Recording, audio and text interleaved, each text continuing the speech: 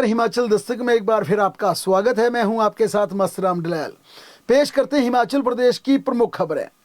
हिमाचल प्रदेश में सामाजिक सुरक्षा पेंशन बंद हो सकती है और इससे बंद करने के पीछे बड़ी वजह यह है कि राज्य में लाखों ऐसे लोग थे जो कि अपात्र थे या वे पेंशन के हकदार नहीं थे, बावजूद उन्हें पेंशन दी जा रही थी। इस फर्जीवाड़े के पकड़ में आने के बाद अब राज्य सरकार ने फैसला लिया कि हिमाचल प्रदेश में सामाजिक सुरक्षा पेंशन लेने के लिए 15 फरवरी से पहले KYC करवाना जरूरी होगा। अगर ये व्यवस्था नहीं की, इस व्यवस्था से नहीं गुजरे तो सभी की सामाजिक सुरक्षा पेंशन बंद हो जाएगी। सामाजिक न्याय एवं अधिकारिता विभाग द्वारा सभी सामाजिक सुरक्षा पेंशन लाभार्थियों से इस बारे में बाकायदा अपील की गई है जिन्होंने अपनी KYC सत्यापन अभी तक नहीं करवाया है। उन्हें कहा गया कि वे तुरंत प्रभाव से अपने नजदीकी आंगनवाड़ी केंद्र अथवा संबंधित तहसील कल्याण कार्यालय में जाकर 15 फरवरी से पहले सभी आवश्यक दस्तावेज सहित अपनी KYC सत्यापन करवाना सुनिश्चित करें।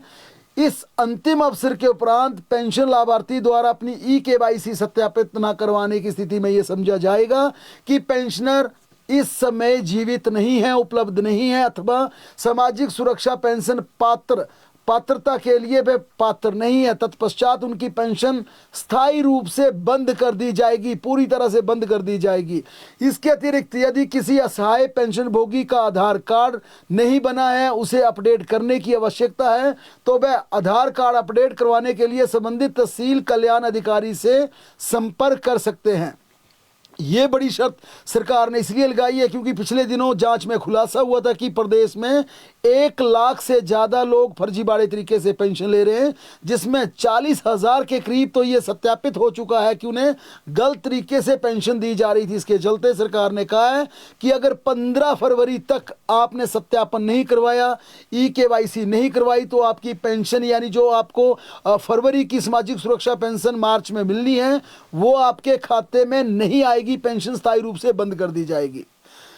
हिमाचल प्रदेश में पंचायती राज संस्थाओं के चुनावों को लेकर प्रदेश उच्च न्यायालय द्वारा दिए आदेशों के खिलाफ राज्य सरकार ने सुप्रीम कोर्ट का दरवाजा खटखटा दिया है। राज्य सरकार की ओर से सुप्रीम कोर्ट में एक स्पेशल लीव पिटीशन दायर की गई है और प्रदेश सरकार की तरफ से ही प्रधान सचिव शहरी विकास, सचिव पंचायती राज और मुख्य सचिव की ओर से इस पिटीशन को दायर किया गया है। अहम बात है कि इस याचिका में डिक्कन कुमार, हैप्पी ठाकुर, राज्य चुनाव आयोग के साथ सभी जिलों के डिप्टी कमिश्नर को भी रिस्पोंडेंट बनाया गया है। प्रदेश उच्च न्यायालय के आदेश थे कि हिमाचल प्रदेश में पंचायती राज संस्थाओं के चुनाव 30 अप्रैल से पहले करवा दिए जाएं और सरकार भी इन आदेशों को मानने के लिए उन्होंने प्रक्रिया शुरू कर दी थी। सूत्रों के अनुसार हिमाचल प्रदेश में डिजास्टर मैनेजमेंट एक्ट लागू है और इस एक्ट के लागू रहते सरकार ये जानना चाहती है सुप्रीम कोर्ट से क्या इन परिस्थितियों में चुनाव करवाए जा सकते हैं। यानी साफ कहें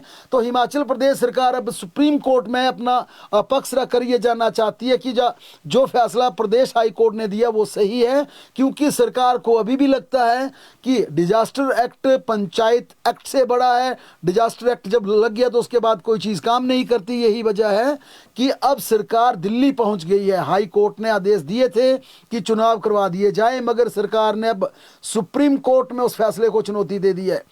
प्रदेश हाई कोर्ट ने 23 मई पर पंचायती राज संस्थाओं से चुनाव करवाने को लेकर डिक्कन कुमार व हैप्पी ठाकुर गए थे, जिस पर वहां से आदेश दिए हुए थे कि लिहाजा उन्हें रिस्पोंडेंट बनाते हुए सरकार ने सुप्रीम कोर्ट में याचिका दायर की है। वैसे प्रदेश में 31 जनवरी को पंचायती राज संस्थाओं का कार्यकाल समाप्त हो गया है, वहीं इससे पहले 24 जनवरी को शहरी निकायों का कार्यकाल समाप्त हो चुका है। दोनों ही संस्थाओं में सरकार ने प्रशासकों की नियुक्ति भी कर दी है। अब इनका संचालन प्रशासकों द्वारा किया जा रहा है। हिमाचल प्रदेश हाई कोर्ट के महाधिवक्ता अनूप रतन ने बताया कि रोस्टर को जारी करने के बाद आपत्तियों को लेकर खंडपीठ की अलग अलग राय सामने आई थी। उन्होंने कहा कानून की व्याख्या को स्पष्ट करना बहुत ही महत्वपूर्ण है। उन्होंने कहा कि सुप्रीम कोर्ट में स्पेशल लीव पिटीशन मुख्य रूप से 2 बिंदुओं को लेकर दायर की गई है। पहला, हाई कोर्ट की खंडपीठ ने प्रदेश सरकार की पंचायत चुनाव संस्थाओं का रोस्टर जारी करने के लिए केवल 4 दिन का समय दिया था, जो कि तर्कसंगत या न्याय संगत नहीं था। अनूप रतन ने कहा कि जबकि एक अन्य खंडपीठ ने 2021 में मनीष धर्मैक मामले में रोस्टर जारी करने के बाद आपत्तियों को सुनने के लिए 3 महीने का समय दिया था। पंचायती चुनावों के समय पर करवाने को लेकर दायर याचिका की सुनवाई करने वाली खंडपीठ ने इस फैसले पर अपनी स्थिति स्पष्ट नहीं की है। वहीं दूसरा महत्वपूर्ण सवाल डिजास्टर मैनेजमेंट एक्ट से संबंधित है। प्रदेश में डिजास्टर मैनेजमेंट एक्ट लागू होने पर क्या हिमाचल प्रदेश में पंचायती राज संस्थाओं के चुनावों को करवाया जा सकता है? इन प्रावधानों के तहत इसे टाला जा सकता है। अनूप रतन ने कहा कि इसी स्थिति को हम स्पष्ट करना चाहते हैं। यही वजह है कि हिमाचल प्रदेश हाई कोर्ट के जो 2 अलग-अलग आपस में विरोधाभासी फैसले हैं, इसे लेकर हम सुप्रीम कोर्ट गए हैं ताकि स्थिति स्पष्ट हो जाए।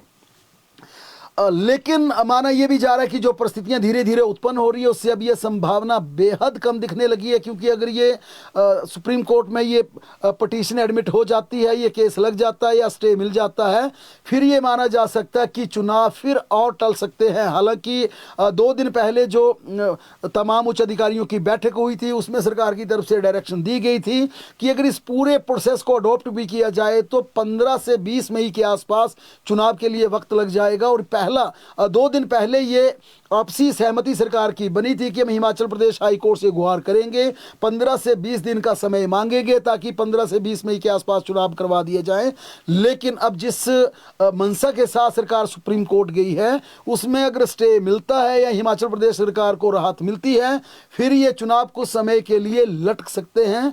लिहाजा अब सुप्रीम कोर्ट का रुख इस पूरे मामले में काफी महत्वपूर्ण हो गया। हालांकि जिस बात का बार बार राज्य सरकार डिजास्टर का बार बार जिक्र कर रही है, उसे लेकर भी अब ये सुप्रीम कोर्ट से पूरी तरह से ये स्पष्ट हो जाएगा कि इस समय हिमाचल प्रदेश में जो मौजूदा हालात है उन हालातों में क्या चुनाव महत्वपूर्ण है या जो राज्य सरकार ने डिजास्टर एक्ट लागू किया है वो महत्वपूर्ण है। क्या डिजास्टर एक्ट पंचायत चुनावों को टाल सकता है या पंचायत चुनाव संवैधानिक व्यवस्था है जो कि करना पड़ेगा। वहीं इस पूरे मुद्दे पर भारतीय जनता पार्टी के विधायक सुधीर शर्मा ने सोशल मीडिया पर लिखा है कि सुप्रीम कोर्ट में हिमाचल प्रदेश पंचायती राज चुनावों पर रोक लगाने के लिए दायर एसएलपी को अगर ध्यान से देखा जाए तो ये सरकार बनाम सरकार की याचिका लग रही है। उन्होंने कहा कि यहाँ पर याचिकाकर्ता और रिस्पोंडेंट्स की सूची देखें तो दोनों सरकार हैं। उन्होंने कहा ये वाकई एक अपने आप में ये सोचने वाला बात है कि सरकार के खिलाफ कैसे गई है।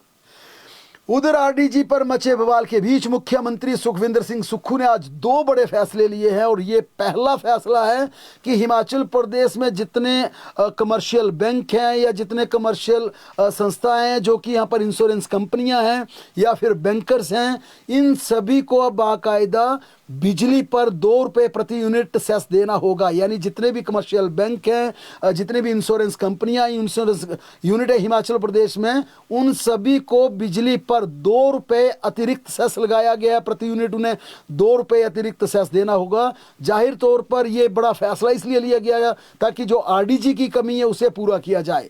दूसरा बड़ा फैसला मुख्यमंत्री ने आज अपनी रवानगी से पहले लैंड रेवेन्यू को लेकर किया। हालांकि ये सरकार लंबे समय से कसरत कर रही थी, लेकिन आज इसे दिसंबर महीने से लैंड रेवेन्यू यानी जमीन पर जो हमारी जमीन का इस्तेमाल हाइड्रो प्रोजेक्ट्स के लिए किया जा रहा, विद्युत परियोजनाओं के लिए किया जा रहा, उस पर सरकार अब जमीन का कर लेगी, लैंड का टैक्स लेगी और कुल लागत यानी विद्युत परियोजना की जितनी कुल लागत होगी उसका 2% राज्य सरकार लैंड रेवेन्यू के रूप में लेगी। और ये दिसंबर महीने से हिमाचल प्रदेश की सभी विद्युत परियोजनाओं पर ये टैक्स लग जाएगा। और मोटे तौर पर माना जा रहा है कि जो केंद्र से आरडीजी की कमी हमें हुई, आरडीजी की कटौती हुई है, उसके बाद ये सरकार ने 2 बड़े कदम लिए हैं जिस पर बिजली पर 2 रुपये सेस लगाया गया। हालांकि ये सेस सिर्फ जितनी भी इंश्योरेंस कंपनियां हिमाचल प्रदेश में काम कर रही हैं, जितने भी कमर्शियल्स बैंक काम कर रहे हैं, उन्हें 2 रुपये प्रति यूनिट के हिसाब से बिजली पर सेस राज्य सरकार को देना होगा। और दूसरा, जितनी विद्युत परियोजनाएं हैं उन्हें अपनी कुल प्रोजेक्ट की लागत का 2% उन्हें लैंड रेवेन्यू यानी कि जमीन का टैक्स राज्य सरकार को देना होगा। मुख्यमंत्री सुखविंदर सिंह सुक्खू ने आरडीजी को लेकर केंद्र सरकार पर सीधा हमला बोलते हुए कहा कि आरडीजी के बंद होने का असर हिमाचल की आर्थिकी पर पड़ेगा। उन्होंने ऐलान किया कि 8 फरवरी को कैबिनेट की बैठक में आरजेडी पर मंथन होगा, जिसके बाद विधायक दल की बैठक बुलाकर भाजपा विधायकों को भी शामिल किया जाएगा और सभी राज्य के 68 विधायकों को प्रेजेंटेशन दी जाएगी। वहीं उन्होंने एक बड़े फैसले का ऐलान करते हुए कहा कि हिमाचल प्रदेश की भूमि पर लगे विद्युत परियोजनाओं से सरकार अब कर वसूली करेगी। मुख्यमंत्री ने कहा कि 2019 से 2025 तक हिमाचल प्रदेश को 48,000 करोड़ रुपए आरडीजी के रूप में मिले, लेकिन इस संवैधानिक अनुदान का अचानक बंद होना प्रदेश के लिए गंभीर संकट पैदा करेगा। उन्होंने कहा 1952 से लेकर हिमाचल प्रदेश को आरडीजी मिलता आ रहा था, इसे कभी नहीं रोका गया और इसे रोका जाएगा, ऐसी महज किसी ने कल्पना तक नहीं की थी। उन्होंने साफ शब्दों में कहा यह वक्त पार्टी लाइन से ऊपर उठकर सभी भाजपा कांग्रेस तमाम पार्टियों को एकजुट होने का है और आरडीजी को बचाने के लिए सभी दलों को एक साथ कदम मिलाकर दिल्ली चलना होगा, केंद्र सरकार से बात करनी होगी। मुख्यमंत्री ने कहा कि 8 फरवरी को इस मुद्दे पर प्रेजेंटेशन दी जाएगी ताकि हर विधायक को स्थिति की गंभीरता का पता चले और उसे समझाया जा सके। उन्होंने ये भी कहा कि जीएसटी पर भी मुख्यमंत्री ने केंद्र को घेरते हुए कहा कि जीएसटी का फायदा केवल देश के बड़े राज्यों को हुआ है, जबकि हिमाचल जैसे पहाड़ी राज्यों को इसका नुकसान झेलना पड़ा। उन्होंने सांसद अनुराग ठाकुर को चुनौती देते हुए कहा कि वह स्पष्ट करें कि अनुराग ठाकुर आरडीजी बंद होने के पक्ष में है या इसके विरोध में है। भाजपा द्वारा सरकार पर केंद्रीय योजनाओं को लटकाने के आरोप पर आज deputy chief minister Mukesh Agnihotri ने जबरदस्त पलटवार किया। उन्होंने रेलवे और हवाई अड्डा परियोजनाओं का हवाला देते हुए कहा कि ये सभी केंद्र के अधीन आती हैं और इसका पूरा वित्तीय भार भी केंद्र को वहन करना चाहिए। डिप्टी सीएम ने कहा केंद्र सरकार की योजनाओं में समता केवल केंद्र का ही धन खर्च होता है, लेकिन अब इन परियोजनाओं में प्रदेश सरकार से बजट प्रावधान करने की मांग की जा रही है, जो कि पूरी तरह से गलत है। फतेहपुर में आयोजित एक कार्यक्रम के दौरान मीडिया से बातचीत करते हुए राज्य योजना बोर्ड के उपाध्यक्ष भवानी सिंह पठानिया ने बजट को हिमाचल विरोधी करार देते हुए केंद्र सरकार के साथ प्रदेश के लोकसभा और राज्यसभा सांसदों पर भी तीखा हमला बोला। उन्होंने कहा प्रदेश के समय जितने भी सांसद हैं, क्या वह मौन है? क्या उन्हें अपनी बात दिल्ली में नहीं रखनी चाहिए? क्या वह वही बात कहते हैं जो दिल्ली से उन्हें पार्टी चिट में लिख कर देती है, या हिमाचल प्रदेश की जनता की आवाज भी उनको बनना चाहिए? मुख्यमंत्री सुखविंदर सिंह सुक्खू आज अपने 2 दिवसीय प्रवास के बीच कांगड़ा के ड्रो पहुंचे। इस दौरान मुख्यमंत्री ने police training centre Daroh Kangra पहुंचकर रोजगार संकल्प मेले का शुभारंभ किया और ट्रेनी कांस्टेबल को ज्वाइनिंग लेटर दिए। मुख्यमंत्री ने 1253 ट्रेनी पुलिस कांस्टेबल को समर्पित भाव से नौकरी करने का आह्वान किया। इस दौरान मुख्यमंत्री ने घोषणा की कि अगले 2 महीनों में 800 और पुलिस कांस्टेबल की भर्ती कर दी जाएगी। इससे प्रदेश की पुलिस व्यवस्था और मजबूत होगी। मुख्यमंत्री ने कहा कि इस वर्ष पुलिस बल में शामिल सभी पूर्व सैनिकों को 10 वर्ष की सेवा के बाद ऑनरेरी हेड कांस्टेबल और 15 वर्ष की सेवाओं के बाद ऑनरेरी सहायक सब इंस्पेक्टर बना दिया जाएगा। कांस्टेबल से हेड कांस्टेबल पदोन्नति के लिए B1 परीक्षा करने का मुख्यमंत्री ने फिर ऐलान किया। हालांकि इस पर हाई कोर्ट ने अंतरिम रोक लगाई है, लेकिन सरकार ने अपना पक्ष मजबूती से रखने की मुख्यमंत्री ने बात कही। वहीं सीएम ने कहा कि चिट्टा से जुड़े मामलों में 12 पुलिस कर्मचारियों को बर्खास्त किया जा चुका और दूसरे विभागों के कर्मचारियों की संलिप्तता पर सरकार इसी तरह सख्त कार्रवाई कर रही है। कल मुख्यमंत्री ऊना से बिलासपुर जिला के घुमारवी पहुंचेंगे। बिलासपुर में 69वीं अंडर 19 राष्ट्रीय स्कूल खेलकूद हैंडबॉल चैंपियनशिप का समापन समारोह में मुख्यमंत्री बतौर चीफ गेस्ट शिरकत करेंगे। इसके बाद सीएम घुमारवी से विभिन्न विकास परियोजनाओं का उद्घाटन और शिलान्यास करने के बाद एक जनसभा को भी संबोधित करेंगे। कार्यक्रमों के बाद मुख्यमंत्री शाम तक शिमला वापस लौट आएंगे। केंद्र सरकार द्वारा 16 अन्य राज्यों के साथ हिमाचल प्रदेश का आरडीजी बंद करने के खिलाफ प्रदेश सरकार विधानसभा का विशेष सत्र बुलाने जा रही है। ये सत्र 17 फरवरी को बुलाने के लिए राजभवन को प्रस्ताव भेजा गया। इस बारे में फाइल विधानसभा सचिवालय से सरकार से होते हुए लोक भवन यानी कि राजभवन भेज दी गई है। राज्यपाल की अनुमति मिलते ही इसे नोटिफाई कर दिया जाएगा। इस विशेष सत्र में आरडीजी बंद करने के खिलाफ प्रस्ताव विधानसभा में पारित किया जाएगा। इस प्रस्ताव को फिर भारत सरकार को भेजा जाएगा। हालांकि इससे पहले 8 फरवरी को आयोजित कैबिनेट की बैठक में भी कुछ बड़े फैसले लिए जा सकते हैं। अभी बजट सत्र की तारीख तय नहीं हुई है, क्योंकि माना यह जा रहा है कि रविवार के दिन, जिस दिन कैबिनेट की बैठक होगी, उस दिन ये तय हो जाएगा कि हिमाचल प्रदेश विधानसभा का बजट सत्र कब शुरू होगा। अब सभी की निगाहें राजभवन पर टिक गई है, क्योंकि अब देखना यह होगा कि यहाँ पर बजट सत्र भी शुरू होना है। ऐसे में क्या एक दिन अलग से विशेष सत्र बुलाए जाने की राजभवन अनुमति देगा या नहीं देगा, ये काफ़ी दिलचस्प हो जाएगा। और सभी की निगाहें इसमें हिमाचल प्रदेश राजभवन की तरफ टिक गई है। क्या राज्यपाल एक दिन का सत्र बुलाए जाने की अनुमति देते हैं, या फिर राजभवन ये दलील देता है कि बजट सत्र तो हिमाचल प्रदेश में विधानसभा में शुरू होना है, तो उसके साथ आप इस व्यवस्था को कर लीजिए। अब ये देखने वाली महत्वपूर्ण बात होगी। आज joint teachers federation of Himachal Pradesh का एक संयुक्त प्रतिनिधि मंडल सीबीएसई से जुड़े महत्वपूर्ण मुद्दों को लेकर मुख्यमंत्री सुखविंदर सिंह सुक्खू और शिक्षा मंत्री रोहित ठाकुर से मिला। संयुक्त मोर्चे ने मंत्री के समक्ष 5 प्रमुख मांगे रखी, जिसमें कहा गया कि अध्यापकों का अलग से सीबीएसई काडर किसी भी स्थिति में न बनाया जाए, क्योंकि इससे वर्षों से चली आ रही सेवा संरचना, वरिष्ठता व्यवस्था एवं शैक्षणिक समन्वय पर प्रतिकूल प्रभाव पड़ेगा। शिक्षा सचिव द्वारा 19 जनवरी को जारी अधिसूचना के कॉलम संख्या 5.6.2 का कड़ा विरोध भी दर्ज किया गया। इस प्रावधान में ये कहा गया है, यदि कोई शिक्षक अपना मूल काडर छोड़कर सीबीएसई विद्यालय में कार्यभार ग्रहण करता है तो उसके पूर्व के सभी अधिकार समाप्त माने जाएंगे। संयुक्त मोर्चा ने मांग रखी कि 19 जनवरी की अधिसूचना को संशोधित कर एक स्पष्ट एवं भ्रम रहित अधिसूचना जारी की जाए, जिसमें भर्ती, पदोन्नति एवं सेवा नियमों को स्पष्ट किया जाए, ताकि सीबीएसई में कार्यरत अथवा ट्रांसफर होने वाले शिक्षकों को किसी प्रकार की उलझन का सामना ना करना पड़े। साथ ही राष्ट्रीय शिक्षा नीति के अंतर्गत निर्धारित 3.1 छात्र शिक्षक अनुपात को हिमाचल प्रदेश शिक्षा बोर्ड से संबद्ध विद्यालयों में भी समान रूप से लागू किया जाए। प्राथमिक विद्यालयों में सीएसटी के पद किसी भी स्थिति में समाप्त ना किया जाए। सीबीएसई बनाए जा रहे स्कूलों में प्राथमिक अनुभाग में पहले से ही सीएसटी के पद चल रहे हैं, इन पदों को यथावत बनाया जाए तथा प्राथमिक अनुभाग का प्रशासनिक नियंत्रण व संचालन सीएचटी को सौंपा जाए। वहीं सीबीएसई से संबद्ध जवाहर नवोदय विद्यालय एवं केंद्रीय विद्यालय संगठन की तर्ज पर राज्य के विद्यालयों में उप प्रधानाचार्य के पद सृजित किए जाएं तथा उन्हें संयुक्त वरिष्ठता के आधार पर भरा जाए। हिमाचल प्रदेश के 33 और नए स्कूल सीबीएसई बोर्ड से जुड़ने जा रहे हैं। इसमें से 27 स्कूलों को दूसरे चरण का प्रोसेस पूरा कर लिया गया है। स्कूल शिक्षा निदेशालय में 33 स्कूलों को सीबीएसई बोर्ड से मान्यता लेने की प्रक्रिया पूरी की जा रही है। इससे पहले चरण में हिमाचल प्रदेश के 100 स्कूलों को सीबीएसई की मान्यता मिल चुकी है। अन्य का प्रोसेस तेजी से पूरा किया जा रहा है।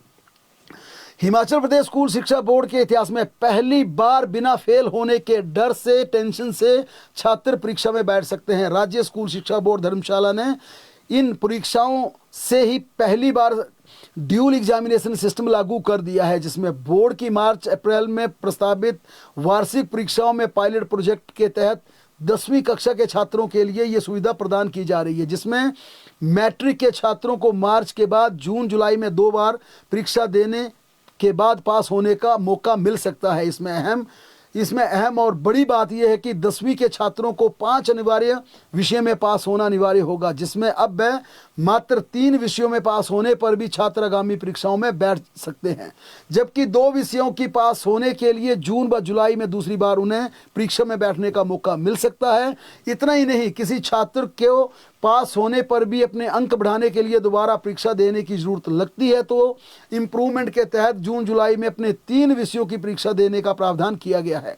इसके आधार पर छात्रों को दोनों परीक्षाओं का आंकलन करने के बाद ही फाइनल मेरिट लिस्ट व मेरिट सूची तैयार की जाएगी। ये मैट्रिक से पायलट प्रोजेक्ट शुरू किया जाएगा।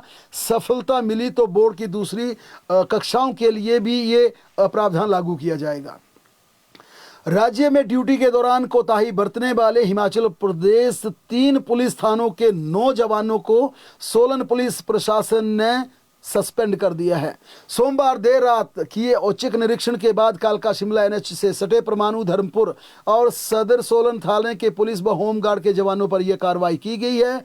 इसमें एक हेड कांस्टेबल, एक सीएससी, 2 कांस्टेबल को निलंबित किया गया, जबकि एक अन्य हेड कांस्टेबल को लाइन हाजिर किया है। इसके अलावा 4 होमगार्ड के जवानों को बटालियन वापस भेजने का फैसला लिया गया है। इसके साथ उनके खिलाफ विभागीय कार्रवाई भी लाने की सिफारिश की गई है।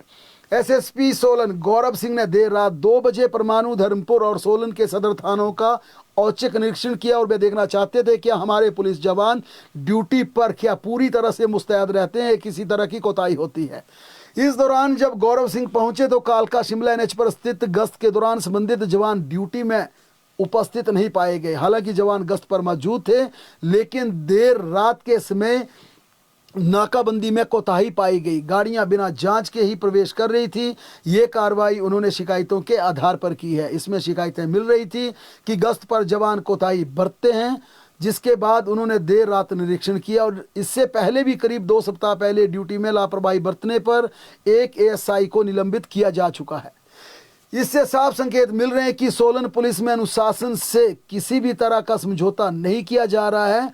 उधर एसएसपी गौरव सिंह ने कार्रवाई करते हुए कहा कि ड्यूटी में लापरवाही किसी भी सूरत में बर्दाश्त नहीं की जाएगी। नेशनल हाईवे से सटे परमाणु, धर्मपुर, कंडाघाट, सोलन थानों में सुरक्षा में छोटी सी चूक भी गंभीर परिणाम ला सकती है। उन्होंने बताया रात 2 बजे तक पुलिस कर्मचारी चौकन्ने रहने चाहिए, लेकिन 2 बजे के बाद गश्त पर ढील बरती जा रही थी, जबकि इसके बाद शातिर प्रदेश में प्रवेश करते हैं।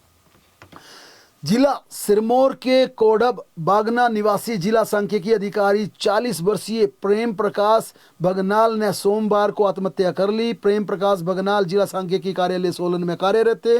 उन्होंने अपने गांव के समीप जंगल में जाकर पेड़ से फंदा लगाया। अधिकारी ने घटनास्थल पर 2 पेज का एक सुसाइड नोट भी अपने पीछे छोड़ा, जिसमें प्रशासनिक कार्यशैली और विभागीय अधिकारियों और कर्मचारियों के व्यवहार और आपसी संवाद की कमी के कई गंभीर सवाल उठाए गए हैं। सुसाइड नोट में यह भी उल्लेख किया गया है कि यह कोई व्यक्तिगत विवाद नहीं था, बल्कि सिस्टम में मौजूद खामियों से परेशान होकर उन्हें मजबूरन यह कदम उठाना पड़ा।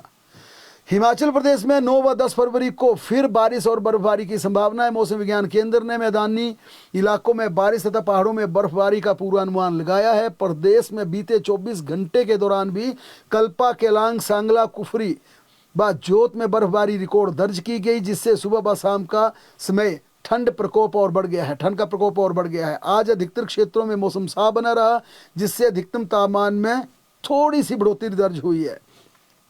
प्रदेश में 8 फरवरी तक मौसम पूरी तरह साफ रहेगा, लेकिन 9 फरवरी से राज्य में फिर बर्फबारी के आसार हैं। बहरहाल प्रदेश की तमाम बड़ी खबरों के लिए लगातार जुड़े रहें हमारे साथ, देखते और पढ़ते रहें हिमाचल दस्तक।